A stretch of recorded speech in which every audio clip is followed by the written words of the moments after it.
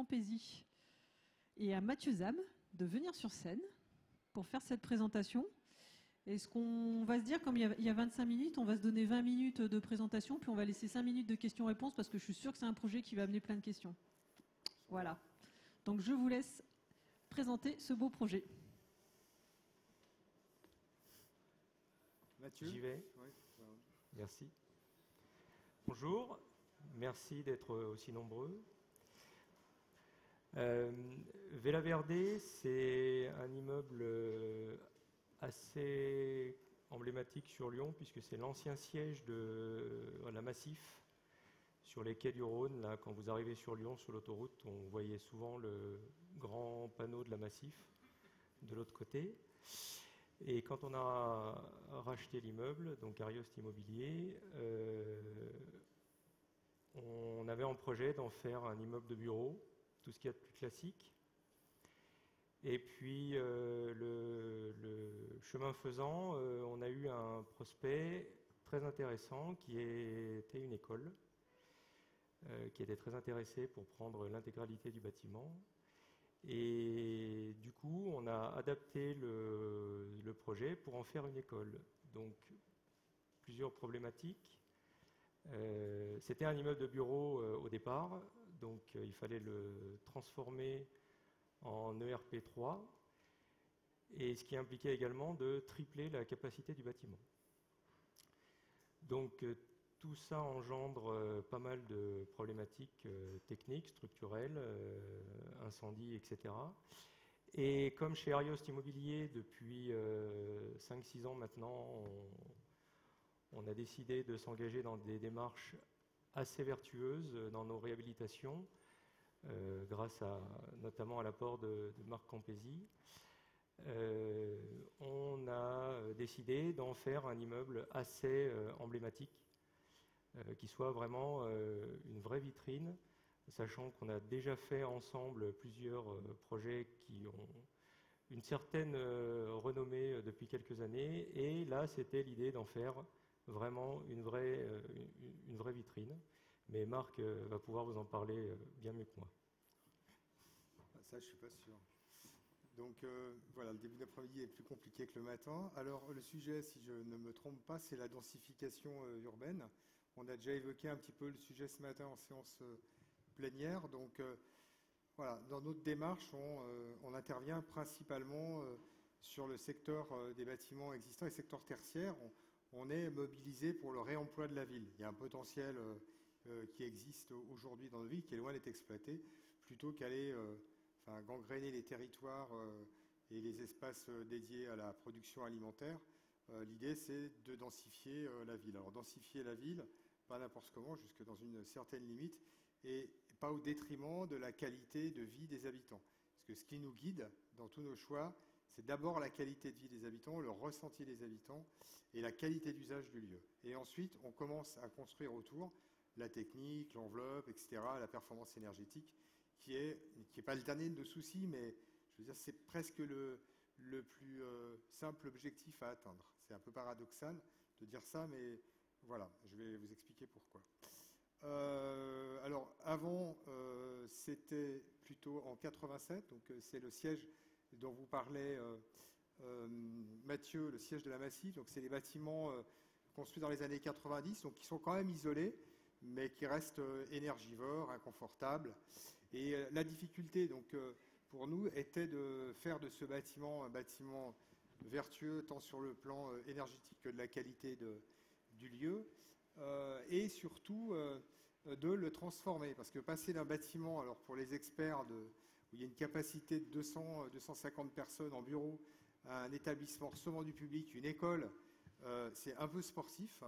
Donc on va voir pourquoi. Et puis voilà, on a relevé le défi avec Ariost et on s'est engagé en fixant des ambitions préalables. Alors la première des ambitions, c'est pas, parce qu'on parle d'énergie aujourd'hui, mais quand vous avez un maître d'ouvrage en face de vous, son ambition, c'est pas de faire un bâtiment super performant au niveau énergétique. Il faut ramener les choses un peu sur terre. Son ambition, lui, c'est de créer un cadre favorable à l'apprentissage. C'est une école. Alors évidemment que le cadre soit aussi à l'image de l'école, qui reflète l'image de l'école. Donc c'est le challenge principal. Après, alors c'est ce qu'on vient incrémenter dans nos projets, en accord avec le promoteur. Ils ne sont pas tous comme Ariost, je vous rappelle.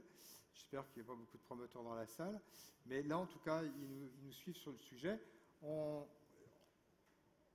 Toujours dans le même registre de coopérer, enfin de créer un cadre favorable à l'apprentissage, on se fixe comme objectif, comme l'un des objectifs principaux, le fait de préserver la santé des habitants. On va voir comment.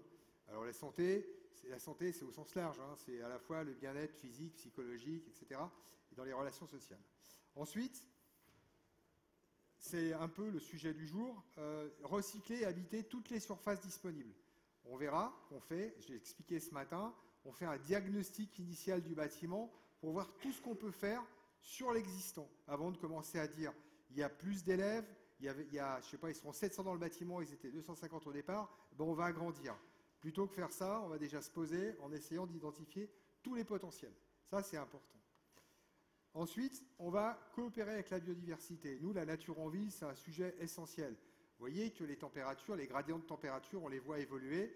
On ne va pas aller vers des étés beaucoup plus frais dans les prochaines années. Donc, le végétal va non seulement contribuer à nous préparer aux impacts climatiques, mais il apporte également du bonheur et de l'apaisement. Ensuite, on va évidemment, alors on laisse sur les objectifs qui sont plus classiques, plus dans le sujet du jour, on dira, tendre vers la neutralité carbone. Ça, pour nous, c'est pas ce qu'il y a de plus compliqué. Ensuite, on va réaliser une rénovation énergétique inspirante. Inspirante, pourquoi ? Parce que dans chacun de nos projets, on met toujours la barre un peu haut, puis on essaye d'incrémenter une solution innovante, une ou deux solutions innovantes. C'est ce qu'on a fait là.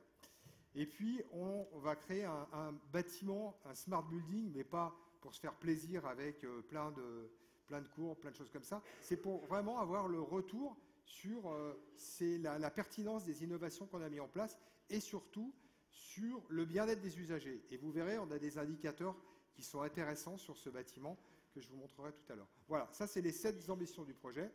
C'est une approche globale, transversale, systémique, voilà, tous les mots ont été utilisés ce matin, et surtout, on le verra, très inclusive. Voilà, donc la philosophie, c'est pour nous d'abord d'aller à la conquête des espaces disponibles, donc on va, ça c'est évident, on va surélever, on va aller conquérir les moins 1. Il y a d'ailleurs, j'ai vu un magazine, il y a l'AQC qui a fait une publication sur la conquête des sous-sols, c'est un gros potentiel. Plutôt qu'ils mettent des bagnoles qui n'ont plus trop leur place dans la ville, on voit arriver des milliers de vélos partout, eh ben, vous verrez, les bagnoles, on les a mis de côté, et puis on a laissé de la place aux espaces de vie. Mais il faut que ça reste agréable à vivre. Voilà, je pense qu'il y a un moment donné, on va arriver à des limites, on ne peut pas aller grignoter les terrains agricoles en périphérie des villes et s'étendre sans limite. Je crois qu'on arrivera au bout d'un système. Voilà. Alors, exploiter les toits, donc ça c'est fait. Je veux dire, l'idée quand même, quand on a fait le diagnostic du bâtiment, on a vu effectivement qu'il y avait une toiture assez remarquable et le bâtiment, pour le situer, il est en phase de confluence et on voit toute la colline de Fourvière. Donc c'est plutôt agréable, mais c'était accessible que par une échelle de secours. Et bon, on s'est dit que c'est quand même un peu dommage. On va essayer d'aller coloniser ce toit et en faire un lieu de vie. Un lieu de vie, donc un lieu dans lequel on travaille, on le verra tout à l'heure, et aussi un lieu dans lequel on va pouvoir partager des moments de convivialité. On va implanter, on le verra plus tard, un jardin en permaculture sur le toit. Voilà, donc là il pleuvait un petit peu. Le bâtiment, donc ça c'est l'état fini, l'état initial il est à droite, je pense que ça vous l'avez à peu près compris. Donc c'est quand même assez problématique de surélever un bâtiment. Les contraintes sont énormes, voilà.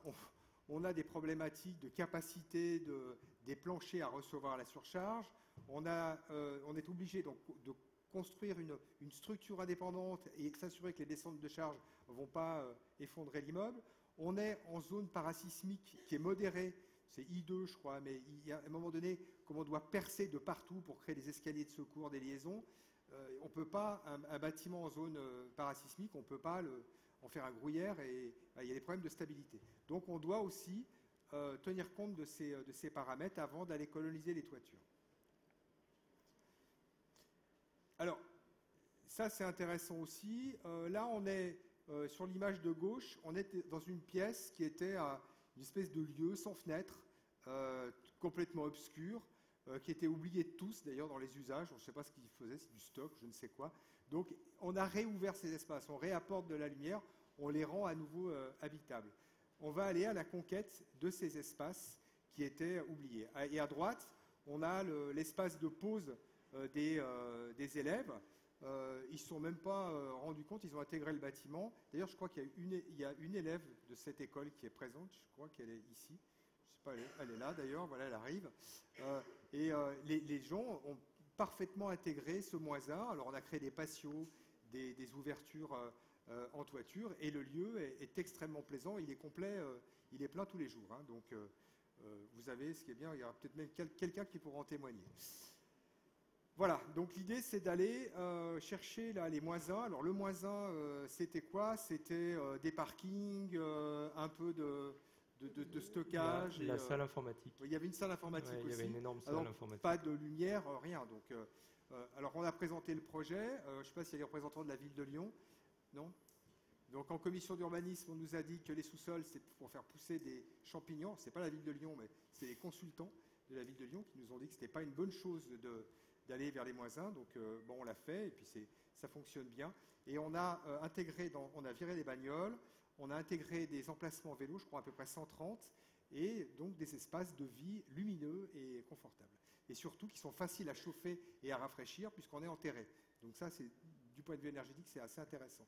Ensuite, on a valorisé toutes les surfaces inexploitées. Notamment, vous savez, toutes ces terrasses en gravillon qu'on trouve dans ces immeubles par-ci, par-là, on en a fait des lieux de vie. Donc on est allé à la conquête de ces espaces pour les transformer et en faire des espaces à vivre. C'est important aussi dans une école, on a densifié, qu'il y ait des lieux de respiration extérieure. C'est quand même... on ne peut pas se contenter d'empiler des gens dans un lieu, il faut que les gens se sentent bien. Bon, après, dans les items un peu particuliers, et c'est en cours de se faire, on va créer une association avec des élèves et des enseignants pour aller mettre en place un jardin en permaculture. Donc ça, c'est l'étape qui va s'enchaîner. Et puis après, forcément... Alors les abeilles, je ne suis pas sûr, parce que à 28 mètres ou 30 mètres de hauteur, on est en train de voir avec des spécialistes du sujet, je ne suis pas sûr qu'elles soient très à l'aise là-haut. Voilà. Alors après, comment on fait? On est en solution sèche, légère, on est en bois. Alors évidemment, on essaie de s'approvisionner dans des filières locales. On est en isolant biosourcé et on vient se poser sur les murs extérieurs. Enfin là, c'était plus compliqué que ça parce que le bâtiment a une partie proéminente et on ne pouvait pas se poser dessus, mais bon, je ne rentre pas dans les détails. On est en solution sèche, légère, avec des produits biosourcés, du chanvrélin. Ils sont présents, c'est Biofib qui nous a fourni sur ce projet.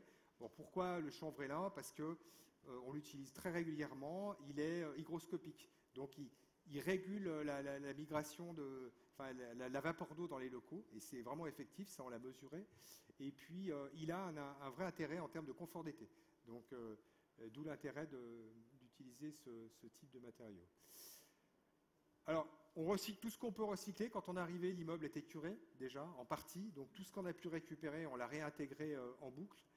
Et puis aussi dans les techniques qu'on utilise. Alors j'ai échangé avec des gens de l'INSA l'autre jour, des élèves qui étaient en stage chez nous, et ils n'utilisent pas beaucoup ce type de solution. Ils utilisent des poutres métalliques, des poutres en bois, des poutres en béton. Nous, on utilise c'est un vilain mot, hein, des plats carbone. Ça fait 8 mm, donc il y a très peu de matière. Ça nous permet de consolider les planchers, plutôt que ramener des poutres lourdes, etc., avec de l'eau.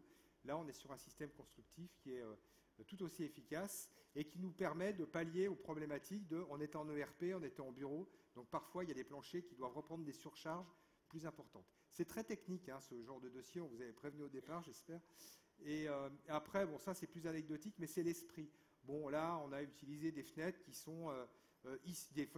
sont transformées en luminaires par un atelier de réinsertion, donc on a trouvé, au moins pour la symbolique, pour les étudiants du lieu et les enseignants, de leur montrer que il y avait du potentiel de recyclabilité en France disponible. Et puis après, alors ça c'est plus drôle, ils ont des locaux, cette école à la Tour de la Défense. Et là, on a récupéré des luminaires de la Tour de la Défense.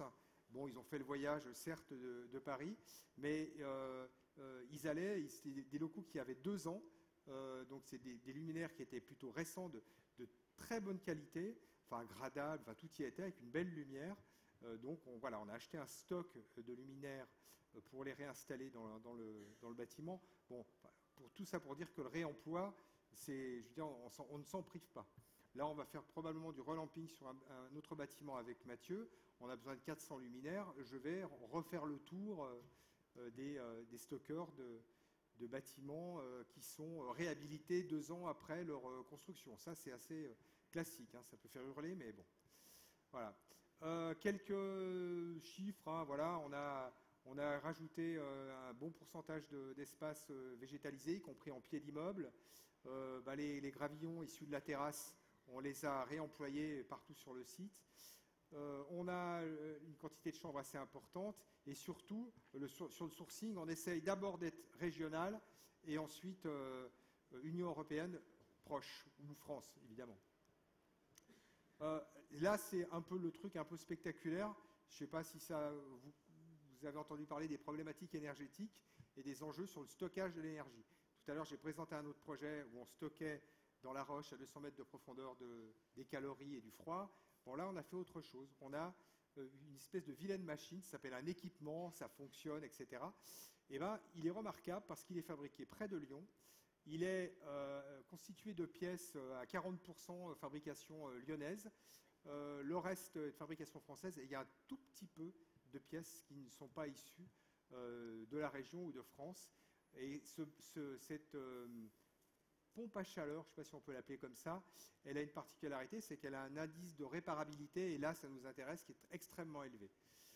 Elle a d'autres particularités, c'est qu'elle fonctionne, elle est couplée à la centrale photovoltaïque, donc elle pourrait l'être en continu, pour les gens qui connaissent un peu le sujet. Ce n'est pas le choix qu'on a fait, on l'a mis à côté de la centrale photovoltaïque du bâtiment, d'une petite centrale d'ailleurs, et elle peut fonctionner sinon en direct. Elle est nativement connectée, c'est-à-dire pour suivre ses performances, et elle a surtout deux propriétés remarquables. Le gaz qui est à l'intérieur, les gaz qui sont dans les pompes à chaleur, sont des gaz avec des GWP. Le GWP, c'est le Global Potential Warning. Voilà, c'est pouvoir calorifique. Le gaz, ça va le timing ou pas là, je parle trop longtemps? Ah bon, je me dépêche.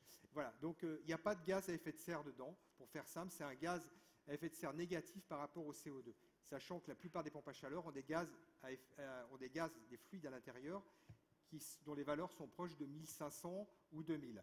Les nouvelles générations de pompes à chaleur arrivent avec des indices de 400, 300.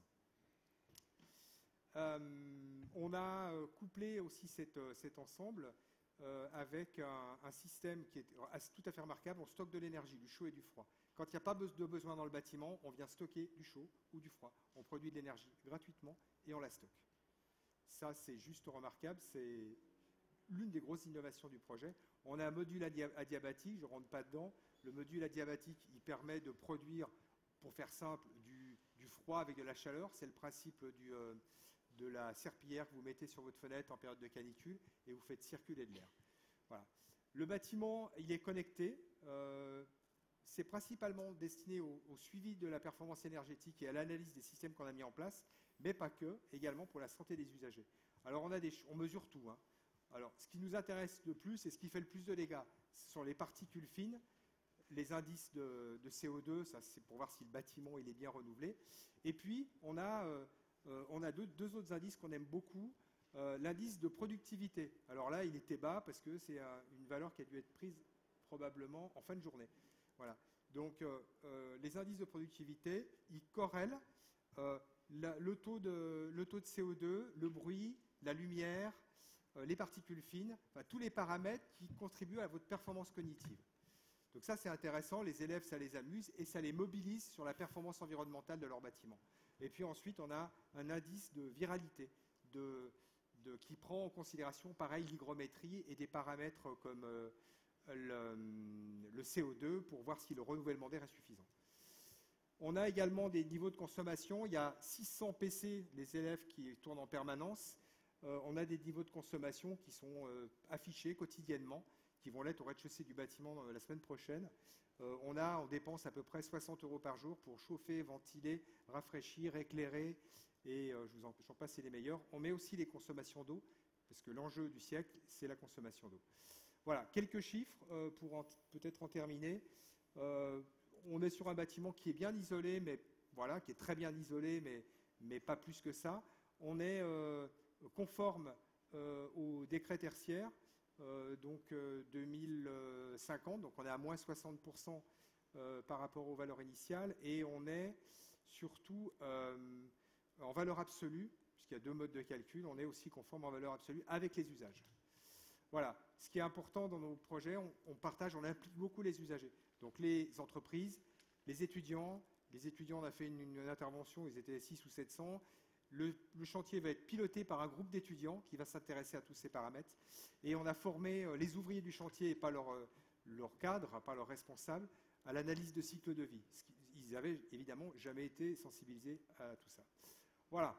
Bon, je vous montre rapidement à quoi ça ressemble et j'en ai terminé. Je laisserai le mot de conclusion à Mathieu. Donc ça, c'est les fameux sous-sols.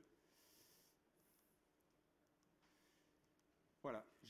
Mathieu, si tu veux bien terminer.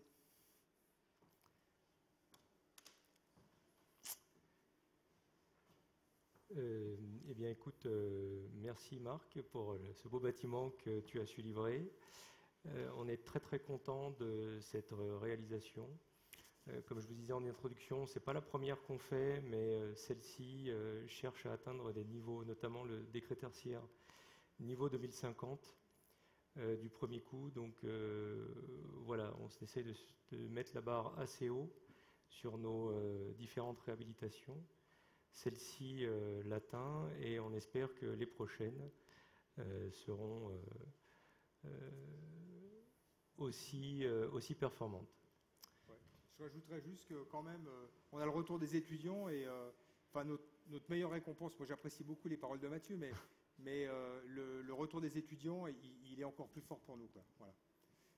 Eh ben merci, je pense qu'on peut les applaudir.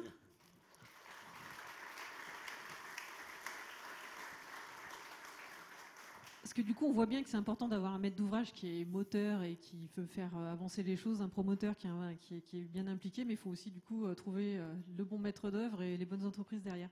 Du coup, bon, on est dans le timing, mais bon, on va prendre quand même une question. Si quelqu'un a une question, on la prend. Donc, je vous demanderai juste de vous présenter. Pas trop difficile les questions. Bonjour. Bonjour. Donc Laurence Doreau, Dijon Métropole, service Habitat. J'avais une question par rapport à la réutilisation des sous-sols. Là, de ce que je comprends, c'est un bâtiment qui est pas loin de, je ne sais pas si c'est la Saône ou le Rhône. Le Rhône. Le Rhône. Par rapport au risque d'inondation, il n'y a pas des réserves là-dessus, sur ces usages? Voilà, il y a une cartographie, on a fait des analyses, et ce bâtiment, il a aussi, il a eu le prix des bâtiments résilients, je ne sais plus où, à Paris, il y a quelques semaines, parce que ça, on l'a anticipé aussi. On a pris des dispositions pour tenir en compte des risques potentiels d'inondation, même si ce bâtiment, il est sur une partie légèrement surélevée. Donc on en a tenu compte, et il y a des pompes qui sont prévues, qui sont immergées, qui sont connectées à notre fameux GTB, pour créer des alertes en cas d'inondation. On l'a anticipé. On l'a anticipé parce qu'effectivement, on n'est pas à l'abri de crues centenaires ou millénaires qui viendront inonder les sous-sols des bâtiments. Donc, on a mis en place des systèmes constructifs, notamment sur les pieds de parois pour pouvoir réparer facilement le bâtiment en cas de grosses inondations. C'est une très bonne question. Vous avez bien relevé où était le bâtiment. Et puis vous avez bien noté que plusieurs fois, Marc nous a dit que l'eau était l'avenir de... Donc voilà, question sur l'eau. Parfait, eh ben merci. Donc c'était la question, parce que du coup, désolé, mais le timing avance. De toute façon, je crois que Marc et vous restez dans le coin tous les deux un petit peu. Oui, on va s'asseoir devant. Voilà, donc ils vont s'asseoir devant. Donc